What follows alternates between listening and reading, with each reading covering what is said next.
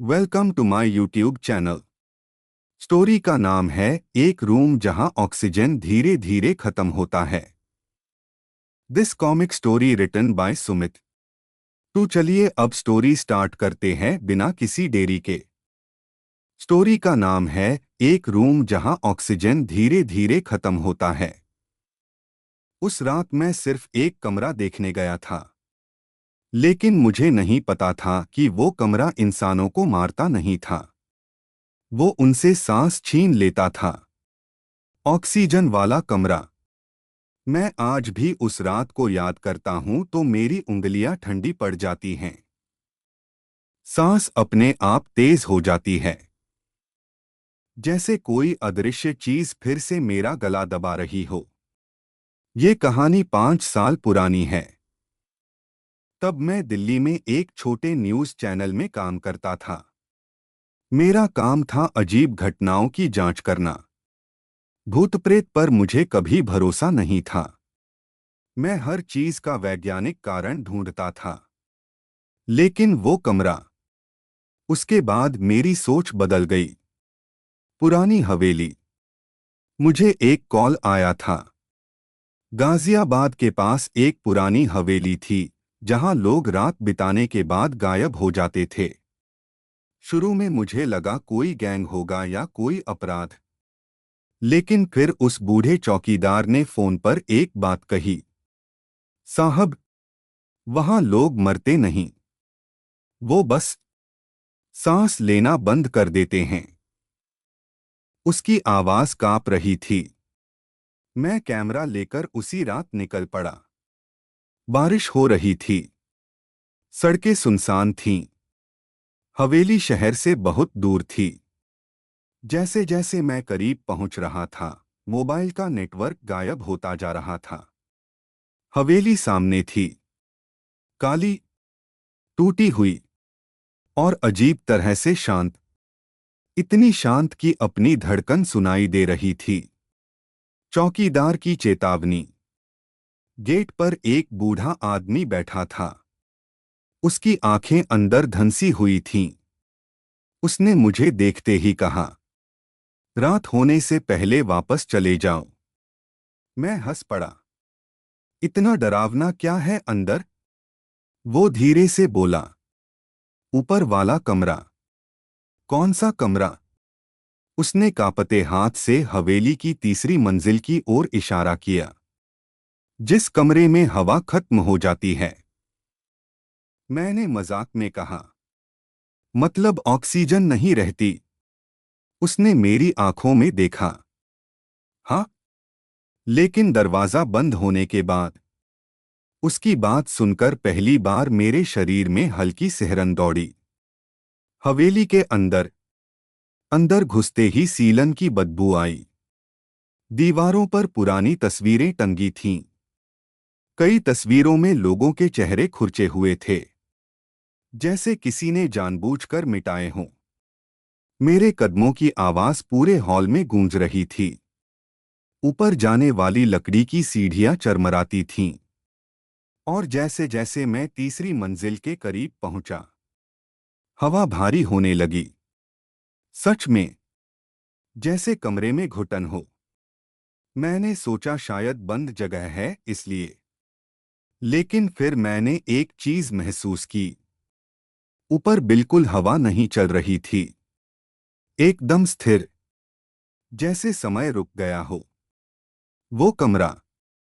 गलियारे के आखिर में एक दरवाजा था, काला। उस पर बाहर से कई खरोंचें थीं। ऐसी खरोंचें जैसे किसी ने अंदर से निकलने की कोशिश की हो। मेरे कैमरे की लाइट अचानक झिलमिलाने लगी। मैंने दरवाजा खोला और अंदर कदम रखते ही मेरी सांस भारी हो गई। कमरा खाली था। सिर्फ बीच में एक कुर्सी रखी थी। छत से एक पुराना पंखा लटक रहा था जो बंद था। लेकिन सबसे अजीब बात, कमरे की हवा गर्म थी। बहुत गर्म। मैंने कैमरा सेट किया और रिकॉर्डिंग शुरू कर दी।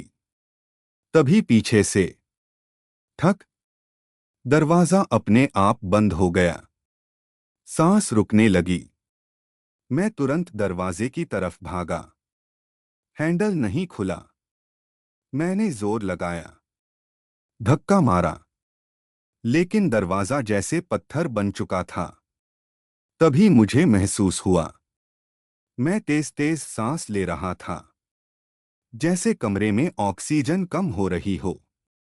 पहले मुझे लगा डर की वजह से ऐसा हो रहा है, लेकिन फिर सिर घूमने लगा, सीना भारी होने लगा। मैंने कैमरे की तरफ देखा। उसकी स्क्रीन पर अजीब धुंध थी, और उस धुंध में कोई खड़ा था, मेरे पीछे। मैंने धीरे धीरे पलटकर देखा। वहां कोई नहीं था, लेकिन तभी मेरे कान के पास किसी ने बहुत धीरे से फुसफुसाया, सांस मत लो। मेरे पूरे शरीर में बिजली दौड़ गई। मैं पागलों की तरह दरवाजा पीटने लगा, लेकिन हर सेकंड सांस लेना मुश्किल होता जा रहा था, जैसे कमरे की हवा सच में खत्म हो रही हो। दीवारों की आवाजें। तभी दीवारों से आवाजें आने लगीं, धीमी, टूटी हुई, लोगों की आवाजें। दरवाजा खोलो, मुझे सांस नहीं आ रही, कोई तो बचाओ। मैं जम गया। ये आवाजें हर तरफ से आ रही थीं। और फिर दीवार पर धीरे धीरे हाथों के निशान उभरने लगे। काले हाथ, सैकड़ों, जैसे लोग दीवारों के अंदर फंसे हों। मेरा गला सूख गया। मैं जमीन पर गिर पड़ा। अब सांस लेना दर्द बन चुका था। हर सांस अधूरी लग रही थी। तभी मेरी नजर कमरे के कोने में गई। वहां कोई बैठा था, एक आदमी, बहुत दुबला। उसकी आंखें बाहर निकली हुई थीं, और वो मुझे देखकर मुस्कुरा रहा था। असली डर? मैंने कांपते हुए पूछा। तह, तुम कौन हो? वो धीरे से खड़ा हुआ। उसके पैरों की हड्डियां टूटने जैसी आवाज कर रही थीं। वो बोला, मैं भी पत्रकार था। मेरा खून जम गया। मैं भी सच जानने आया था।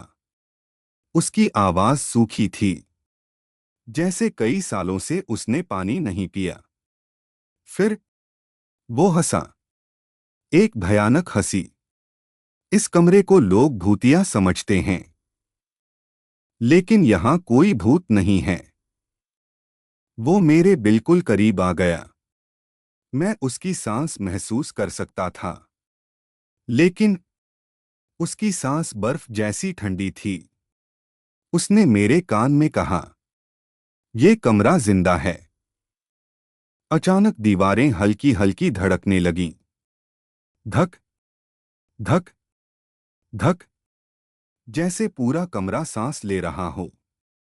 और उसी पल मुझे एहसास हुआ, कमरा हमारी ऑक्सीजन खींच रहा था। मौत की हवा। अब मैं ठीक से देख पा रहा था। दीवारें हल्का हल्का फूल रही थीं, सिकुड़ रही थीं, जैसे फेफड़े। कमरा सांस ले रहा था, और हर सांस के साथ मेरी सांस कम हो रही थी। मेरा सिर फटने लगा। आंखों के आगे अंधेरा आने लगा। तभी वो आदमी अचानक चीखा। जब ये कमरा भूखा होता है, तब ये किसी को बाहर नहीं जाने देता। उसकी त्वचा अचानक फटने लगी। उसके मुंह से काला धुआं निकलने लगा, और अगले ही सेकंड वो आदमी दीवार में समा गया। हाँ, सीधे दीवार के अंदर, जैसे मिट्टी में पानी समा जाता है। मैं डर के मारे चीख पड़ा। आखिरी सांस। अब मुझे लग रहा था मैं मर जाऊंगा। मेरे फेफड़े जल रहे थे। मैं जमीन पर तड़प रहा था। तभी मुझे याद आया, जेब में छोटा लोहे का हथौड़ा था। मैंने पूरी ताकत से खिड़की के शीशे पर मारा। एक बार, 2 बार, 3 बार और फिर धड़ाम, शीशा टूट गया। बाहर की हवा अंदर आई। मैंने लालच से सांस ली, लेकिन उसी पल कमरे से एक भयानक चीख निकली, इतनी तेज कि कानों से खून निकल आया। दीवारें फटने लगीं, हाथों के निशान गायब होने लगे और दरवाजा अपने आप खुल गया। मैं भागा, इतनी तेज भागा कि पीछे मुड़कर नहीं देखा। सीढ़ियों से गिरता पड़ता नीचे पहुंचा। बाहर चौकीदार खड़ा था, लेकिन उसके चेहरे पर डर नहीं था। वो बस मुझे देखकर बोला, तुम बच गए। मैंने हांफते हुए पूछा, वो कमरा क्या है? उसने धीरे से कहा, बहुत साल पहले वहां लोगों को बंद करके मारा जाता था, दम घुटाकर। लेकिन अब, वो मेरी आंखों में देखने लगा, अब वो कमरा खुद सांस लेता है। आखिरी सच। अगले दिन पुलिस आई। हम ऊपर गए, लेकिन वहां कोई कमरा नहीं था। हाँ, तीसरी मंजिल पर वो गलियारा ही नहीं था, जैसे कभी था ही नहीं। पुलिस ने मुझे पागल समझा, लेकिन कैमरा अभी भी मेरे पास है। और उसकी रिकॉर्डिंग में आखिर में सिर्फ एक चीज सुनाई देती है, धीमी, भारी सांसें और एक आवाज, मुझे तुम्हारी सांस चाहिए। आज भी जब मैं रात में सोता हूं, कभी कभी अचानक मेरी सांस रुकने लगती है। कमरे की हवा भारी हो जाती है और मुझे लगता है मेरे कमरे की दीवारें धीरे धीरे सांस ले रही हैं।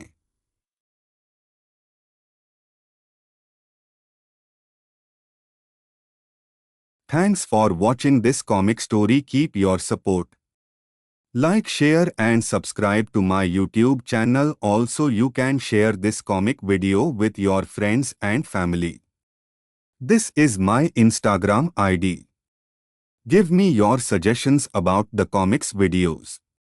This comic story written by Sumit.